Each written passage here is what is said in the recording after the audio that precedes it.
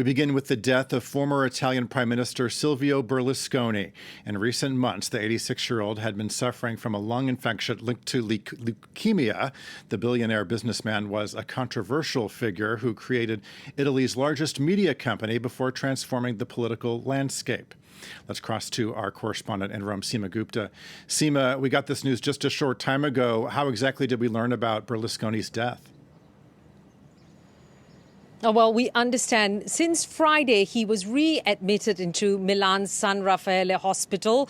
He had spent some 6 weeks there last month before being discharged, as you mentioned, dealing with a lung infection that was related to what we then found out was that he was suffering from a chronic form of leukemia. At the time on Friday, they said that he was being brought back into hospital because of planned tests, but clearly he does appear to have succumbed to that illness. We're still waiting to hear the details, of course. But what we do know this morning is that his family, his brother, as well as his children, his daughters and his son were at his side or had traveled to San Raffaele Hospital in Milan. That's where the 86-year-old was always treated. And so that's when the news broke that this morning he indeed had died. As you mentioned, he's been dealing with a host of health issues. Back in 2016, he also underwent open heart surgery.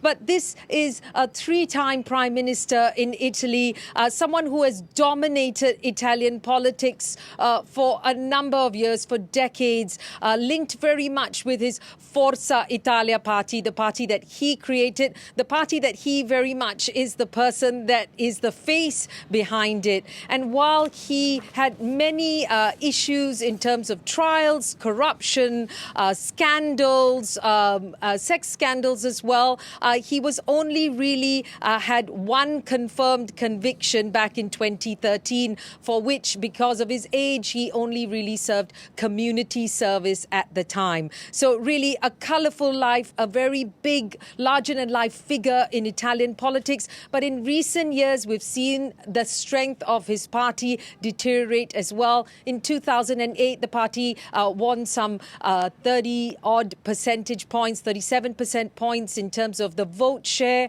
But in the last election, in the last general election in September, the party only 8% in terms of the vote share. But it is a part of the coalition government led by Prime Minister Giorgia Meloni. So, of course, this is a significant event that's happened in Italian politics. Already, we're hearing this morning that the Deputy Prime Minister Matteo Salvini, leader of the far-right League Party, calling for a minute of silence at an event that he was at in northern Italy, of course, to remember former Prime Minister Silvio Berlusconi.